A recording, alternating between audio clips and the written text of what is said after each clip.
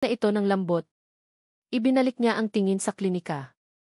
Tulungan mo akong maglinis. Ang dumi sa loob. Iyon ang pinakamagandang narinig ni Ramon sa buong araw. Tumango siya, isang maliit na ngiti ang sumilay sa kanyang pagod na mukha. Sa loob ng sumunod na oras, tahimik silang naglinis. Si Ramon ang nagpupunas ng mga dugo sa sahig, habang si Lika naman ang nag-aayos ng mga gamit na nagkalat. Ang katahimikan ay hindi na nakakailang. Mayroon itong dalang pag-unawa. Sa gitna ng trahedya, pansamantala nilang nakalimutan ang kanilang mga personal na problema. Nang matapos sila, naupo sila sa dalawang silya, kapwa nakatingin sa malinis na sahig. Lika D. Simula ni Ramon. Tungkol sa post ni Clarissa D. Napabuntong hininga si Lika. Ito na. Babalik na naman sila sa masakit na katotohanan. Ngunit bago pa man siya makasagot, biglang nagring ang cellphone ni Ramon na nakapatong sa mesa. Sa sobrang pagod at pagkalito, nasagot ito ni Ramon at aksidenteng napindot ang loudspeaker button. Isang malakas at pamilyar na boses ang umalingganggaw sa buong klinika. Ang boses ng ama ni Ramon. Ramon, anak. Nakausap ko si Amy Sandoval. Galit na galit si Clarissa. Ayusin mo ang gulo ninyo. Panindigan mo ang responsibilidad mo sa kanila. Itama mo na ang dapat itama para sa pamilya. Natigilan si Ramon, nanlaki ang mga mata. Agad niyang pinatay ang loudspeaker, ngunit huli na ang lahat. Narinig ni Lika ang bawat salita. Panindigan mo ang responsibilidad mo sa kanila. Itama mo na ang dapat itama para sa pamilya. Ang mga salitang iyon ay parang isang balde ng malamig na tubig na ibinuhos sa kanya. Ang munting pag-asa, ang respeto, ang koneksyon na kanilang binuo sa loob ng nakaraang oras lahat ay naglaho. Ang pader na unti-unti nang gumuho ay biglang itinayo muli, mas mataas, mas matibay. Napayuko si Lika. Ang sakit ay bumalik, mas matindi pa kaysa dati. Dahil sa isang sandali, umasa siya. Umasa siyang mali siya. Ngunit ang tawag na iyon ay isang kumpirmasyon. Sa huli, pipiliin pa rin ni Ramon ang pamilya nito. Ang asawa nito. At sa mundong iyon, wala siyang lugar. Ang mga salita mula sa telepono ay nanatiling nakatatak sa isipan ni Lika, na parang isang markang hindi na mabubura. Panindigan mo ang responsibilidad mo sa kanila. Itama mo na ang dapat itama para sa pamilya. Para kay Lika, iyon na ang pinakamalinaw na kumpirmasyon. Kahit anong gawin niya, kahit anong mangyari, may isang katotohanang hindi magbabago, may ibang mundo si Ramon de Villa. Isang mundong puno ng mga kasunduan, responsibilidad, at isang babaeng nagngangalang Clarissa. At sa mundong iyon, siya ay isang dayuhan, isang pagkakamali, isang komplikasyon. Matapos ang tawag na iyon, wala nang nagsalita pa sa kanila. Isang buntong hininga lang ang pinakawalan ni Lika bago tumayo. Gabi na, engineer. Kailangan ko nang magpahinga, sabi niya, ang boses ay pagod at walang emosyon. Hindi na niya ito tinapunan ng tingin. Pumasok siya sa kanyang kwarto sa likod ng klinika at isinara ang pinto. Iniwan si Ramon sa gitna ng salang puno ng hindi masabi na mga salita. Sa mga sumunod na araw, naging anino na lang ulit si Lika. Kung dati ay sinusubukan niyang maging propesyonal, ngayon ay lubusan na niyang iniiwasan si Ramon. Kapag nakikita niya itong papalapit, liliko siya sa ibang daan. Kapag naririnig niya ang boses nito, magkukulong siya sa kanyang opisina. Itinuon niya ang lahat ng kanyang oras at enerhiya sa kanyang mga pasyente, sa kanyang klinika. Ito na lang ang natitira sa kanya. Ito na lang ang mundong kontrolado niya. Ngunit kahit ang mundong iyon ay nagsisimula ng gumuho. Ang dating sigla sa pagpapalawak ng klinika ay nawala. Isang gabi, habang nakaupo sa kanyang mesa, nakita niya ang mga sketch na ginawa niya ilang buwan na ang nakalipas, isang maliit na ward para sa mga bata, isang mas malawak na hardin para sa mga nagpapagaling na pasyente. Puno siya ng pangarap noon. Ngayon, ang mga papel na iyon ay tila isang paalala ng kanyang kabiguan. Sa isang iglap ng biglaang desisyon, kinuha niya ang mga sketch. Isa-isa niya itong pinunit. Ang bawat piraso ay parang isang piraso ng kanyang puso na pilit niyang tinatanggal. Sumusuko na siya. Marahil, hindi talaga para sa kanya ang lugar na ito. Marahil, kailangan na niyang umalis. Kinabukasan, sa unang pagkakataon, ginawa niya ang isang bagay na hindi niya kailanman inisip na gagawin. Tinawagan niya ang isang real estate agent na matagal nang nag-aalok na bilhin ang kanyang lupa. "Hello, Yumatan." Si E. Sarmiento ito, sabi niya sa telepono, ang boses ay halatang malungkot. "Tungkol doon sa alok ninyo sa lupa ko, gusto ko lang malaman kung interesado pa kayo." Habang kausap niya ang agent, nakatanaw siya sa labas ng bintana. Nakita niya ang construction site sa di kalayuan. Ang resort na dati simbolo ng perwisyo ay ngayon simbolo na ng isang masakit na alaala. Pagkatapos ng tawag, napaupo siya, yakap-yakap ang sarili. Ito na siguro ang tamang gawin. Ang umalis. Ang magsimula muli sa isang lugar kung saan walang Ramon, walang Clarissa, walang kasinungalingan. Isang hapon, habang nag-aayos siya ng mga gamit, isang courier ang dumating. May dala itong isang malaki at eleganteng sobre. "Para kay Lika Sarmiento," sabi ng lalaki. Nagtatakang kinuha ito ni Lika. Wala siyang inaasahang sulat. Maingat niyang binuksan ang sobre. Sa loob, isang magandang imbitasyon ang kanyang nakita, gawa sa makapal at mamahaling papel, na may gintong mga letra. "Inaanyayahan namin kayo sa pagdiriwang ng aming ika-50 anibersaryo ng kasal. M. Res de Villa." Nanlaki ang mga mata ni Lika. De Villa. Pamilya ni Ramon. Bakit siya iniimbitahan? Impossible. Marahil ay nagkamali lang ng padala. Ngunit sa ilalim ng imbitasyon, may isang sulat kamay na mensahe. "Dra. Lika, sana'y makadalo ka. Ako po ito, si Imres de Villa. Ang pasyente ninyo dati na may alta presyon. Dahil sa inyo, mas naging maingat na ako sa aking kalusugan. Gusto ko sanang personal na magpasalamat ulit sa iyo sa aming espesyal na araw. Huwag kang mag-alala, alam kong may di pagkakaunawaan, pero gusto talaga kitang makita." Naalala ni Lika ang matandang ginang. Isang mabait at mahinhing babae, kabaligtaran ng asawa nitong istrikto na narinig niya sa telepono. Ang ina ni Ramon. Napaupo siya, hawak-hawak ang imbitasyon. Ang isip niya ay nagtatalo. Isang bahagi niya ang sumisigaw na huwag pumunta. Para saan pa? Para mas lalo lang masaktan? Para makita si Ramon at si Clarissa na magkasama, nagpapanggap bilang perpektong mag-asawa? Ngunit may isang maliit na tinig sa kanyang puso na nagsasabing pumunta siya. Hindi para kay Ramon. Hindi para umasa. Kundi para sa sarili niya. Marahil, ito na ang kailangan niya. Ang closure. Ang makita sa huling pagkakataon ang mundong hindi siya kailanman naging bahagi. Ang harapin ang katotohanan sa huling pagkakataon bago niya tuluyang talikuran ang lahat. Ito ang magiging huling kabanata niya sa Tagaytay. Pagkatapos nito, malaya na siya. Buong tapang siyang tumayo. Inilagay niya ang imbitasyon sa kanyang mesa. Tiningnan niya ang kanyang refleksyon sa salamin. Ang mga mata niya ay malungkot, ngunit sa ilalim nito, may isang bagong determinasyon. Pupunta siya. Nakatayo si Engineer Ramon de Villa sa gitna ng malawak na hardin ng kanilang pamilya, suot ang isang formal na barong. Ang paligid ay puno ng mga bisita, mga kaibigan, kamag-anak, at mga kasosyo sa negosyo. Lahat ay naroon para ipagdiwang ang gintong anibersaryo ng kanyang mga magulang. Ang hangin ay puno ng masayang tugtugin at halakhakan, ngunit para kay Ramon, ang lahat ng iyon ay ingay lamang. Ang kanyang mga mata ay laging napapatingin sa entrada ng hardin, nag-aabang, umaasa. Pinilit niya ang kanyang ina na imbitahan si Lika, kahit alam niyang napakaliit ng sansang darating ito. "Ma, kahit ito na lang," pakiusap niya noon. "Gusto ko lang siyang makita." Sa isang sulok, nakita niya si Clarissa, kausap ang ilang kaibigan ng pamilya. Napakaganda nito sa suot na pulang bestida, perpekto ang ngiti, na para bang siya ang reyna ng gabi. Bawat kilos nito ay isang pag-arte, ang paghawak sa braso niya kanina, ang pagtawag sa kanya ng mahal ko sa harap ng mga tao. Nagtitiis lang si Ramon. Ngayong gabi, tatapusin na niya ang lahat. Kakausapin niya ang kanyang ama. Kakausapin niya si Lika, kung sakaling darating ito. "Relax, Mon," sabi ni Clarissa, na biglang sumulpot sa kanyang tabi. "Masyado kang tensyonado. Ngumiti ka naman.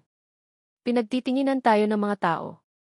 "Umalis ka, Clarissa," mahinang sabi ni Ramon, hindi inaalis ang tingin sa gate. "Hindi. Dito lang ako sa tabi mo. Kung saan ako nababagay, sagot nito, at lalo pang kumapit sa braso niya. At sa sandaling iyon, sa gitna ng kanyang pagkainis, nakita niya ito. Pumasok si Lika Sarmiento sa hardin. Para kay Ramon, tumigil ang pag-ikot ng mundo. Ang ingay ay biglang nawala. Ang tanging nakikita niya ay si Lika, nakasuot ng isang simpleng asul na bestida na bumagay sa kulay ng gabi. Hindi ito magarbo, hindi ito kumikinang, ngunit para kay Ramon, siya ang pinakamagandang babae sa buong hardin. May dala itong isang maliit na regalo, at ang mukha nito'y nagpapakita ng pag-aalinlangan, na para bang anumang oras ay tatakbo ito paalis. Agad siyang kumawala sa pagkakahawak ni Clarissa. Sandali lang, sabi niya, at naglakad papalapit kay Lika, hindi alintana ang matalim na tingin na ipinukol sa kanya ni Clarissa. Lika, bati niya, ang boses ay puno ng gulat at saya. Dumating ka. Umiti si Lika ng tipid. Nandito ako para batiin ang mga magulang mo. At para ibigay to. Salamat, sabi ni Ramon. Salamat sa pagpunta. Nagkatinginan sila, at sa mga mata ni Lika, nakita niya ang lungkot. Alam niyang kailangan niyang magpaliwanag. Ngayon na ang pagkakataon. Halika, sabi niya. May lugar doon na mas tahimik. May kailangan kang malaman. Nag-alinlangan si Lika, ngunit sumunod din dinala niya ito sa isang maliit na gazebo sa dulo ng hardin, malayo sa mga tao. Ang tanging liwanag ay mula sa mga ilaw na nakasabit sa mga puno. Lika, yung narinig mo sa telepono. Yung post ni Clarissa lahat yun, may paliwanag, simula niya, ang puso niya ay kumakabog ng mabilis. Hindi ko siya asawa. Hindi sa paraang iniisip mo. Isa lang itong kasunduan. Isang business arrangement sa pagitan ng mga pamilya namin para iligtas ang kumpanya nila. Hindi kami nagsama. Hindi kailanman naging totoo ang kasal. Nakikinig lang si Lika, ang mukha ay hindi nagpapakita ng anumang emosyon. Naduwag ako, Lika, pag-amin ni Ramon, ang boses ay basag. Naduwag akong sabihin sa'yo ang totoo mula sa simula.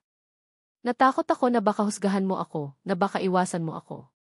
Pero sa pagtatago ko, mas lalo lang kitang nasaktan. Patawarin mo ako. Tumingin si Lika sa kanya. At sa unang pagkakataon mula noong gabing iyon sa klinika, nakita niyang muli ang kislap sa mga mata nito. Isang kislap ng pag-unawa. Magsasalita na sana ito ng isang malakas na boses ang pumunit sa kanilang sandali. Anong ginagawa ninyo dito? Si Clarissa. Nakatayo ito ilang metro mula sa kanila, ang mukha ay puno ng galit, ang mga kamay ay nakakuyom. Clarissa, umalis ka. Nag-uusap kami, matigas na sabi ni Ramon, humaharang sa pagitan nila ni Lika. Nag-uusap? O naglalandian, sigaw nito. Lumapit ito at sinubukang hilahin si Ramon palayo kay Lika. Hindi mo to magagawa sa akin, Ramon. Hindi sa harap ng pamilya ko. Ng pamilya mo. Tapos na tayo, Clarissa. Itigil mo na to. Hindi, sigaw ni Clarissa, ang boses ay basag na sa pinaghalong galit at desperasyon. Halata sa mukha nito na nawawala na ito sa sarili. Hindi mo ako pwedeng iwan.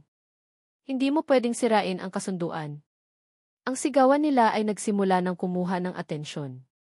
Ang ilang bisita ay napapalingon na sa kanilang direksyon. Walang saysay ang kasunduang iyan kung miserable tayong pareho, sagot ni Ramon.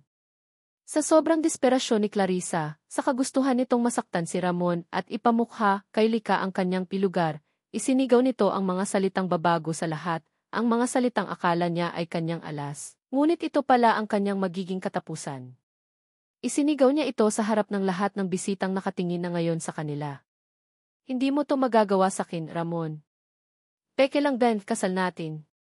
Isang kasunduan lang. Pero sa pamilya ko ka nakatali, hindi sa kanya. Ang buong hardin ay natigilan. Ang musika ay huminto. Ang mga bulungan ay namatay. Ang tanging maririnig ay ang malakas na paghinga ni Clarissa. Natigilan din si Ramon. Napatingin siya kay Lika, na nakatingin din sa kanya, ang mga mata ay nanlalaki sa gulat. Ang sikretong pilit niyang itinatago at ipinapaliwanag ay isiniwalat mismo ng babaeng pinagmulan ng lahat ng gulo. Huli na nang mapagtanto ni Clarissa ang kanyang ginawa. Ang akala niyang sandata para panatilihin si Ramon ay siya palang susi na nagpalaya dito. Sa gitna ng nakabibinging katahimikan, ang mga mata ng lahat ay nasa kanila, kay Ramon, kay Lika, at sa babaeng sumira sa sarili nitong kasinungalingan. Ang katahimikan sa hardin ay mas mabigat pa kaysa sa pinakamalakas na sigaw. Bawat peres ng mata ay nakatuon sa kanila, puno ng pagtataka, paghuhusga, at tsismis. Si Clarissa ay napaluhod, nanginginig, habang dahan-dahang napagtatanto ang bigat ng kanyang isiniwalat. Ang kanyang mga magulang ay mabilis na lumapit sa kanya, habang ang ama naman ni Ramon ay nakatayo lang, ang mukha ay hindi maipinta sa galit at kahihiyan. Para kay Lika, ang lahat ay tila gumagalaw sa slow motion. Ang katotohanan, ang buong, magulo, at masakit na katotohanan, ay nasa harapan na niya. Totoo nga. Pekeng kasal. Isang kasunduan. Si Ramon ay hindi sinungaling sa puntong iyon. Ngunit ang gulo, ang eskandalo hindi niya ito kaya. Hindi na niya hinintay pa ang susunod na mangyayari. Walang salitang lumabas sa kanyang bibig. Mabilis siyang tumalikod at naglakad paalis. Ang kanyang mga hakbang ay mabilis at tiyak, palayo sa gazebo, palayo sa mga mapanuring mata, palayo sa gulo. Kailangan niya ng hangin. Kailangan niyang makalayo. Lika, narinig niyang sigaw ni Ramon mula sa kanyang likuran. Sandali! Hindi siya lumingon. Nagpatuloy lang siya sa paglakad, tinatahak ang daan palabas ng hardin, palayo sa pamilya de Villa, palayo kay Ramon.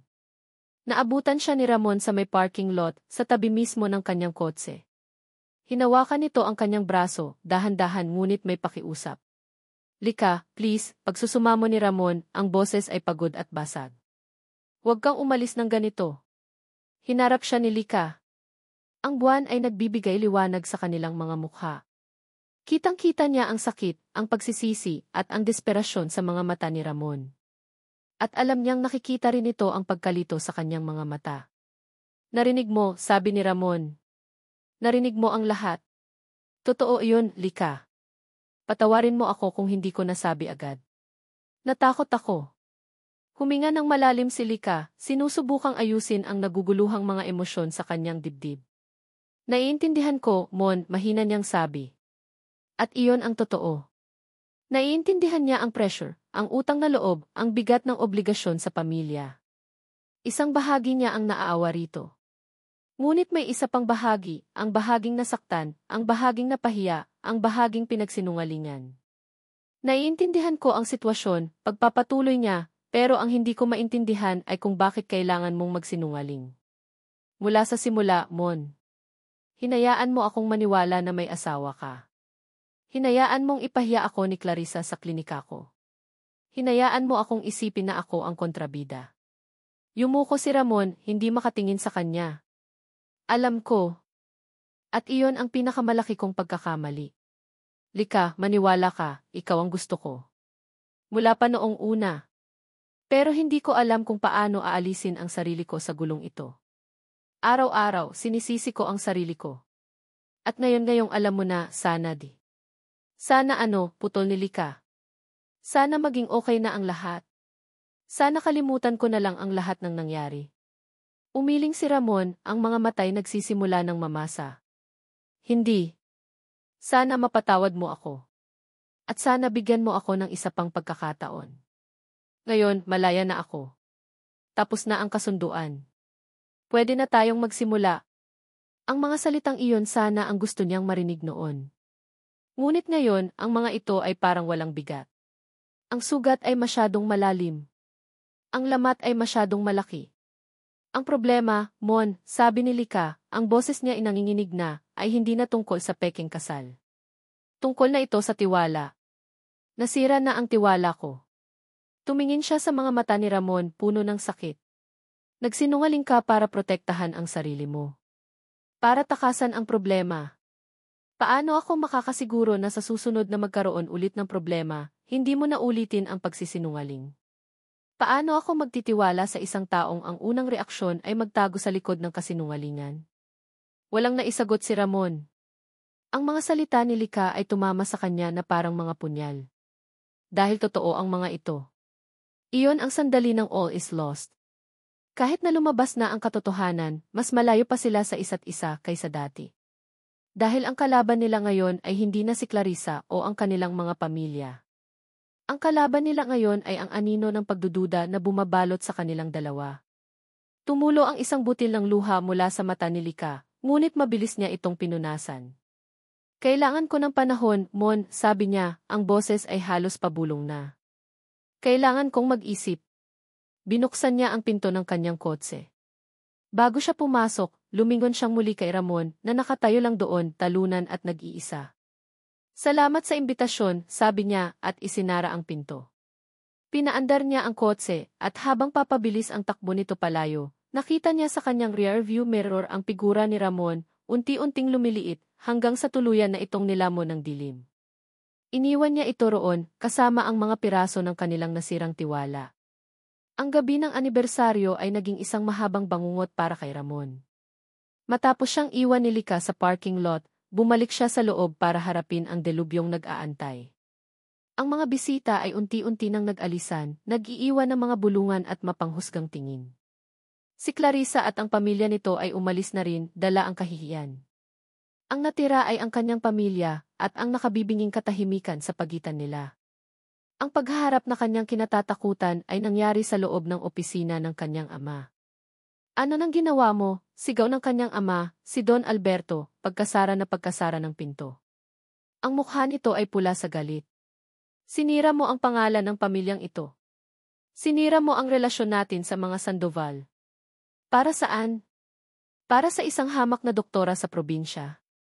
Sa unang pagkakataon sa kanyang buhay, hindi yumuko si Ramon. Tiningnan niya ng diretsyo ang kanyang ama. Hindi siya hamak na doktora, Dad. At ginawa ko ito para sa sarili ko. Para sa sarili mo, tumawa ng mapakla ang kanyang ama. Wala kang sarili, Ramon. Ang buhay mo ay nakatali sa pamilyang ito, sa negosyong ito. Hindi na po ngayon, matigas na sagot ni Ramon. Ang bawat salita ay may bigat ng isang desisyong matagal na niyang dapat ginawa. Tapos na po ang pagtatago ko.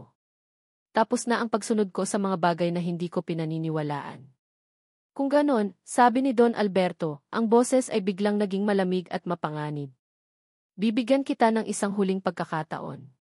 Ayusin mo to, puntahan mo ang mga Sandoval, humingi ka ng tawad, pakasalan mo si Clarissa ng totoo. Iligtas mo ang reputasyon ng pamilyang ito. Kung hindi, huminto ito, tinititigan si Ramon. Ituring mo na hindi ka na namin anak. Itatakwil ka namin. Ang ultimatum. Ang huling alas ng kanyang ama. Inaasahan na ito ni Ramon. Ngunit sa halip na matakot, nakaramdam siya ng kalayaan. Huminga siya ng malalim. Kung iyan po ang presyo ng pagiging totoo sa sarili ko, tatanggapin ko, mahinahon ngunit buo niyang sabi. Hindi ko po kayang isakripisyo ang kaligayahan ko at ang kaligayahan ng ibang tao para lang sa negosyo. Patawad po, Dad. Tumalikod si Ramon at naglakad palabas ng opisina. Iniwan ang kanyang amang natigilan at walang masabi. Alam niyang sinunog na niya ang tulay sa pagitan nila, ngunit sa wakas, malaya na siyang tahakin ang sarili niyang daan. Kinabukasan, ginawa niya ang unang hakbang. Nagmaneho siya papuntang Maynila at pinuntahan ang bahay ng mga Sandoval. Si Enli Sandoval lang ang humarap sa kanya, ang mukha ay puno ng galit at pagkadismaya. Wala ka nang dapat sabihin, Ramon. Sinira mo ang anak ko. Sinira mo kami, sabi nito. Nandito po ako para humingi ng tawad sa panlolokong nagawa ko, sinserong sabi ni Ramon. At para pormal na tapusin ang kasunduan. Pero hindi po ibig sabihin nito na tatalikuran ko ang pamilya ninyo. Ang kumpanya ninyo, tutulungan ko po kayong ibangon. Hindi sa pamamagitan ng kasal, kundi sa tamang paraan. Bilang isang business partner, bilang isang kaibigan. Iyan po ang kaya kong ialok. Ginamit ni Enli Sandoval ang lahat ng emosyonal na blackmail na kaya nito, ngunit nanatiling matatag si Ramon. Sa huli, pagod na sumuko ang matanda. Tinapos nila ang kasunduan. Pagbalik ni Ramon sa Tagaytay, pakiramdam niya ay nabunutan siya ng isang malaking tinik. Ngunit ang pinakamahalagang laban ay hindi pa tapos. Ang laban para sa tiwala ni Lika. Alam niyang hindi sapat ang salita. Kailangan niyang patunayan sa gawa. Nag-isip siya. Ano ang mahalaga kay Lika? Ang kanyang komunidad. Ang kanyang mga pasyente. Isang hapon, habang nag-iinspeksyon siya sa site, narinig niya ang reklamo ng ilang residente na malapit sa klinika ni Lika. Matagal na raw mahina at kung minsan ay nawawala ang supply ng tubig sa kanilang lugar dahil sa isang luma at baradong tubo. Apektado ang lahat, pati na ang klinika. At doon, nakita niya ang kanyang pagkakataon. Kinabukasan, hindi na niya inasikaso ang proyekto ng resort. Sa halip, tinipon niya ang ilan sa kanyang pinakamagagaling na trabahador. Dinala niya ang kanyang mga gamit at kaalaman bilang inhinyero. Ginamit niya ang sarili niyang pera para bumili ng mga bagong tubo at materyales. Pumunta sila sa lugar kung nasaan ang sirang tubo. Nagpaalam siya sa barangay at sinimulan ang trabaho. Hindi niya ito ginawa para mapansin ni Lika. Ginawa niya ito dahil ito ang tama. Isang umaga, ilang araw matapos niyang simulan ang proyekto, nagising si Lika sa isang pamilyar na ingay. Ang ingay ng mga taong nagtatrabaho. Napakunot ang kanyang noo. Akala niya ay mula ito sa construction site. Ngunit iba ang tunog. May kasama itong tawanan, biruan at sigla. Sumilip siya sa bintana ng kanyang kwarto. At ang nakita niya ay nagpatigil sa kanya. Hindi sa resort nagmumula ang ingay, kundi sa kalsada, ilang metro lang mula sa kanyang klinika. Nakita niya ang isang grupo ng mga lalaki, naghuhukay, nagkakabit ng mga bagong tubo. Kasama nila ang ilang residente na masayang tumutulong. At sa gitna ng lahat ng iyon, pinamumunuan sila ng isang lalaking nakasuot ng simpleng t-shirt at maong, pawisan, at may hawak na blueprint. Si Ramon. Inaayos nito ang problema sa tubig ng kanilang komunidad. Nagtagpo ang kanilang mga mata. Mula sa malayo, nakita ni Lika ang pagod sa mukha ni Ramon, ngunit nakita rin niya ang isang bagay na bago, isang determinasyon na hindi niya pa nakikita dati. Ngumiti ito sa kanya, isang munting ngiti na walang halong yabang o pambobola. Isang ngiti na puno ng sinseridad. Napahawak si Lika sa kanyang dibdib. Ang pader na itinayo niya unti-unti na namang gumuho. Mula sa bintana ng kanyang klinika, pinanood ni Lika Sarmiento si Ramon. Hindi lang sa umagang iyon kundi sa buong maghapon. Nakita niya kung paano nito pinamunuan ang mga trabahador, kung paano ito nakipagbiruan sa mga residente, at kung paano ito nagtrabaho sa ilalim ng sikat ng araw ng walang reklamo. Hindi ito ang anger. De Villa na may-ari ng isang malaking proyekto. Ito ay Simon, isang simpleng tao na tumutulong sa isang komunidad na nangangailangan. Ang bawat patak ng pawis nito, ang bawat pagbubuhat ng mabigat na tubo, ang bawat ngiti na ibinibigay nito sa mga taong tumutulong, ay tila isang martilyong unti-unting dumudurog sa pader na itinayo niya sa paligid ng kanyang puso. Ang galit niya ay napalitan ng pagtataka. Ang pagtataka ay napalitan ng paghanga. At ang paghanga ay nagsimulang magbukas ng isang pinto na matagal na niyang isinara, ang pinto ng pagpapatawad. Nang dapit hapon na at papalubog na ang araw, nakita niyang umupo si Ramon sa isang malaking bato sa gilid ng daan, pagod na pagod. Iyon na ang pagkakataon niya. Pumasok siya sa kanyang kusina, kumuha ng pitsel ng malamig na tubig at 2 baso, at lumabas ng klinika. Dahan-dahan siyang naglakad papalapit sa lugar kung saan sila nagtatrabaho. Napansin siya ng ilang residente at binati siya ng mga ngiti. Doktora, magkakatubig na raw po tayo ulit bukas ng maayos dahil kay Sir Ramon, masayang sabi ng isang ginang. Ngumiti lang si Lika at nagpatuloy sa paglapit kay Ramon. Nang makita siya nito, agad itong napatayo, halatang nagulat. Lika, sabi nito, ang boses ay may halong pag-aalinlangan. Hindi sumagot si Lika. Inilapag niya ang pitsel at mga baso sa isang patag na bato. Nagsalin siya sa 2 baso at iniabot ang isa kay Ramon. Mukhang uhaw na uhaw ka, sabi lang niya. Tinanggap ni Ramon ang baso, ang mga mata ay hindi maalis sa kanya. Salamat, halos pabulong nitong sabi. Ininom niya ang tubig sa isang lagukan. Naupo si Lika sa batong katabi niya. Sa loob ng ilang minuto, katahimikan lang ang namagitan sa kanila habang pinapanood ang mga huling sinag ng araw. Bakit mo to ginagawa, Mon? Basag ni Lika sa katahimikan, hindi nakatingin dito. Huminga ng malalim si Ramon. Dahil kailangan, sagot nito. At dahil ito ang tama. Ginagawa mo ba to para sakin? Tanong ulit ni Lika. Sa pagkakataong ito, lumingon si Ramon sa kanya, ang mga mata ay seryoso at puno ng sinseridad. Hindi. Ginagawa ko to para sa sarili ko. Para patunayan sa sarili ko na kaya kong gumawa ng tama, na kaya kong maging isang taong karapat-dapat. Tumingin ito sa kanya ng diretsyo. At ginagawa ko to para sa kanila, sabay turo sa mga bahay sa paligid. Iyon ang sagot na kailangan ni Lika. Hindi ito isang kilos para suyuin siya. Isa itong kilos ng tunay na pagbabago.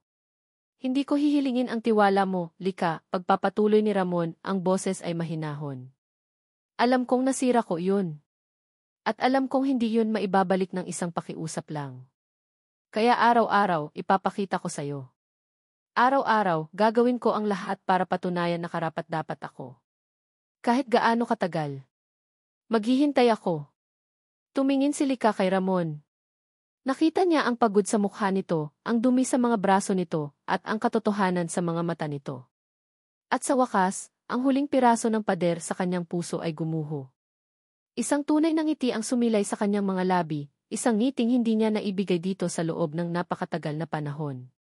Ang ngiting iyon ay nagliwanag sa buong mukha niya, at para kay Ramon, mas maliwanag pa iyon kaysa sa paglubog ng araw. Sige, engineer, sabi ni Lika, may kasamang bahagyang panunukso sa kanyang tono. Simulan natin ulit. Ang ngiti sa mukha ni Ramon ay hindi maipinta. Ang pag-asa na halos mamatay na ay muling nabuhay. Magsasalita na sana ito, sasabihin na sana ang lahat ng salitang nag-uumapaw sa kanyang puso, nang isang itim at eleganteng kotse ang biglang huminto sa kalsada, ilang metro lang mula sa kanila. Bumukas ang bintana sa likuran, at isang pamilyar na mukha ang lumitaw. Ang mukhang huling nakita ni Ramon sa gitna ng galit at pagkadismaya. Ang kanyang ama. Si Don Alberto de Villa. Seryoso ang mukha nito habang nakatingin sa kanila. Bumaba ito ng kotse at dahan-dahang naglakad papalapit. Agad na tumayo sina Ramon at Lika, ang masayang sandali ay biglang napalitan ng tensyon. Hinawakan ni Lika ang kamay ni Ramon, isang maliit na kilos ng suporta na nagsasabing, nandito ako. Hindi ka nag-iisa.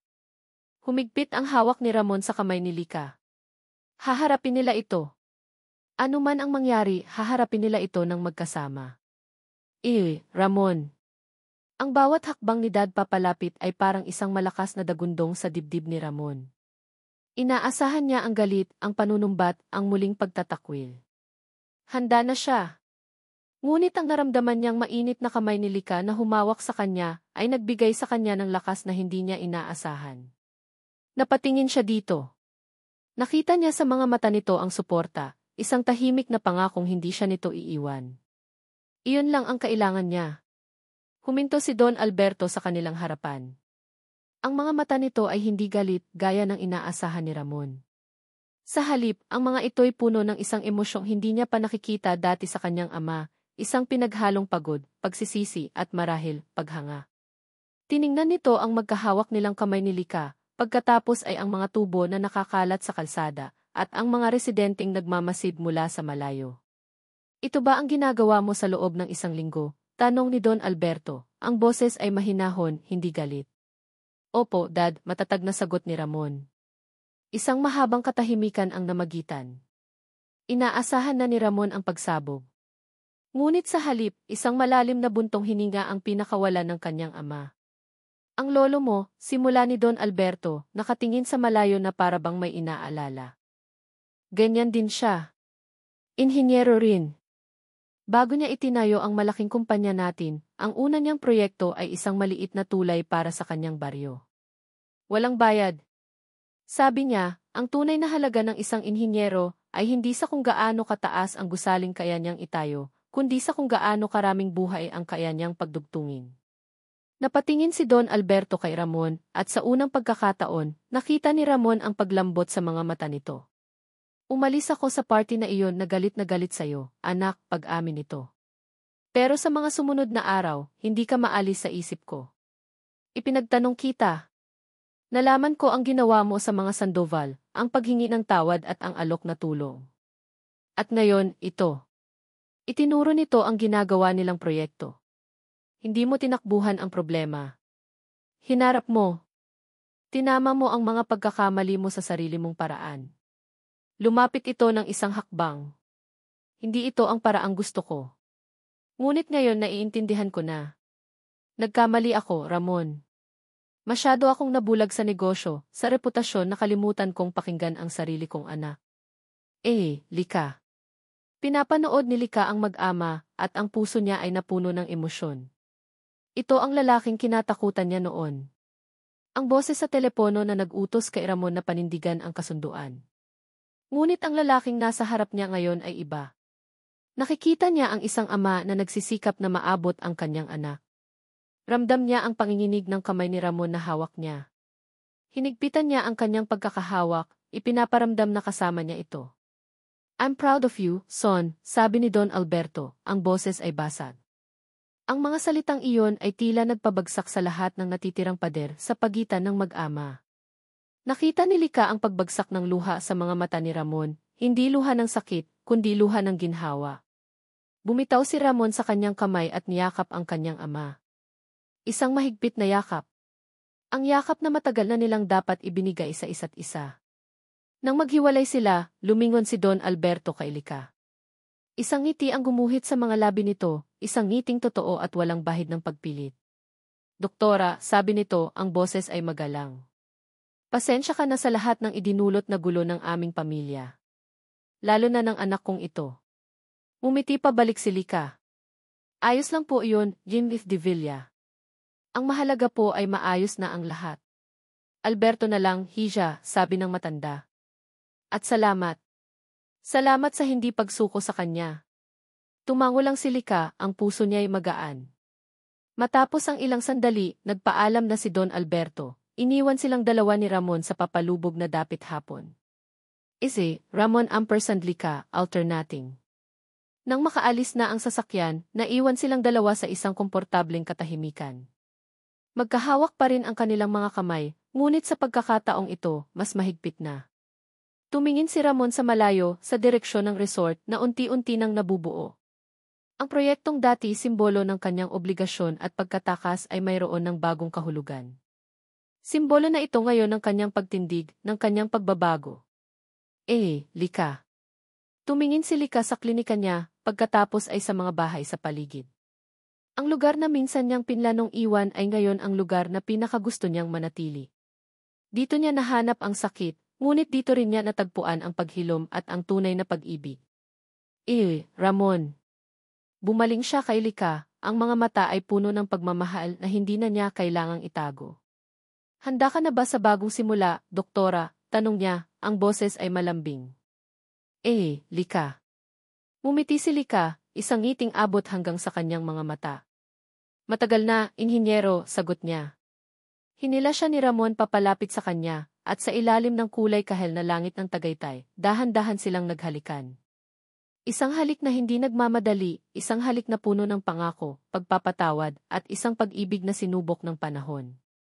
Habang magkayakap sila, sa gitna ng kanilang perpektong sandali, isang anino ang lumitaw sa di kalayuan. Isang pamilyar na anino. Napatigil sila nang makita kung sino ito. Si Clarissa. Nakatayo itong mag-isa sa dulo ng kalsada, nakatingin sa kanila. Hindi galit. Hindi mapanuri. Tila isang aninong pagod na sa pakikipaglaban. Bumitaw si Lika sa pagkakayakap at humarap dito, habang si Ramon naman ay nanatiling nakahawak sa kanyang kamay, handang protektahan siya sa anumang mangyayari. Lika. Naramdaman ni Lika ang paghigpit ng hawak ni Ramon sa kanyang kamay nang makita nila si Clarissa. Isang kilos ng proteksyon. Ngunit tiningnan ni Lika si Ramon at bahagyang umiling, isang tahimik na mensaheng nagsasabing, "Kaya natin to." Dahan-dahang naglakad si Clarissa papalapit. Bawat hakbang nito ay tila mabigat. Wala na ang dating kumpiyansa, ang apoy sa mga mata, ang eleganting postura. Ang babaeng nasa harap nila ngayon ay mukhang pagod at talunan. Nakasuot ito ng simpleng pantalon at blusa, malayo sa mga mamahaling bestida na dati nitong isinusuot. Huminto ito ilang talampakan mula sa kanila. Ang mga mata nito ay nakatuon kay Lika. "Doktora," sabi ni Clarissa, ang boses ay mahina at walang dating talim.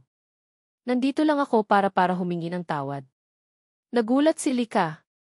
Hindi niya ito inaasahan. "Naging makasarili ako," pagpapatuloy ni Clarissa, ang tingin ay nasa sahig. "Nabulag ako sa yaman, sa reputasyon, sa takot na mawala ang lahat. Ginamit ko ang mga tao sa paligid ko. Ginamit kita.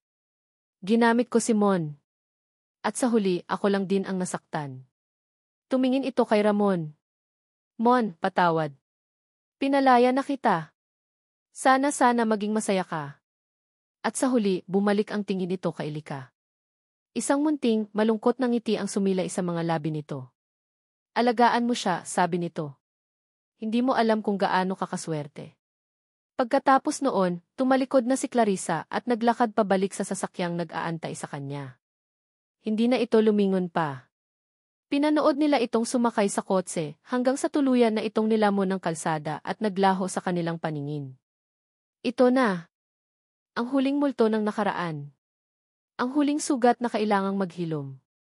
Nang mawala na ang sasakyan, bumaling si Ramon kay Lika, ang mukha ay puno ng pag-aalala. Ayos ka lang, tanong nito. Tumingin si Lika sa mga mata ni Ramon.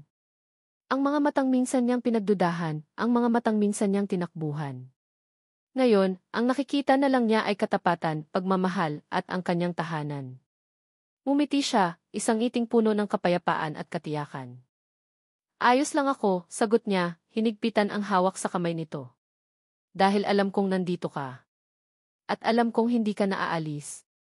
Ngumiti pabalik si Ramon, at sa ngiting iyon, nakita ni Lika ang lahat ng pangako para sa kanilang kinabukasan. Hinila siya nitong muli papalapit at niyakap ng mahigpit. Isinandal ni Lika ang kanyang ulo sa dibdib nito, dinarama ang bawat tibok ng puso nito, isang tibok na kasing ritmo ng sa kanya. Magkayakap sila, nakatanaw sa magandang tanawin ang Tagaytay habang ang araw ay tuluyan ng lumubog. Ang construction site sa di kalayuan ay hindi na isang perwisyo. Ang klinika sa kanilang likuran ay hindi na lang isang kanlungan. Ang mga ito ngayon ay bahagi na ng kanilang kwento. Ang pundasyon ng isang gusali at ang pundasyon ng isang relasyon. Parehong sinubok, parehong pinatibay. Mahal kita, Lika, bulong ni Ramon. Mahal din kita, Mon, sagot ni Lika. At doon, sa gitna ng katahimikan, sa pagitan ng isang halos tapos ng resort at isang maliit na klinika, nahanap nila ang kanilang perpektong simula. Hindi sa perpektong pundasyon na susukat ang tibay ng isang gusali, naisip ni Lika. Kundi sa kung paano ito nananatiling nakatayo matapos ang bawat bagyo at lindol. At ang pag-ibig ay ganoon din hindi sa perpektong simula na susukat ang tunay na pagmamahalan, kundi sa tapang na harapin ang bawat lamat at sa tiwalang paulit-ulit na binubuo, mas matibay kaysa dati. At dito nagtatapos ang kwento ni na Dr. Lika at Engineer Ramon. Maraming salamat, mahal naming tagapakinig, sa pagsama sa amin sa isang paglalakbay na puno ng pag-ibig, sakit at pag-asa.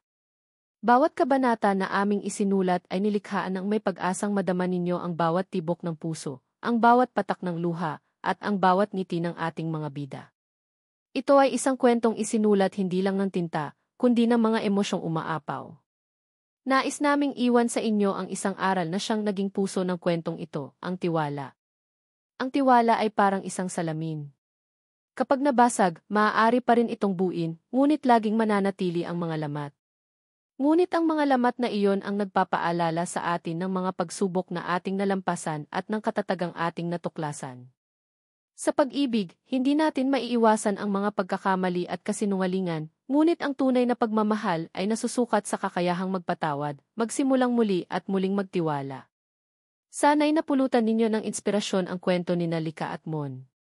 At sana'y baunin ninyo ang pag-asang kahit gaano pa man kagulo ang simula, laging may puwang para sa isang masayang wakas. Muli, mula sa puso ng manunulat, ang aming taos-pusong pasasalamat. Hanggang sa susunod na kwento.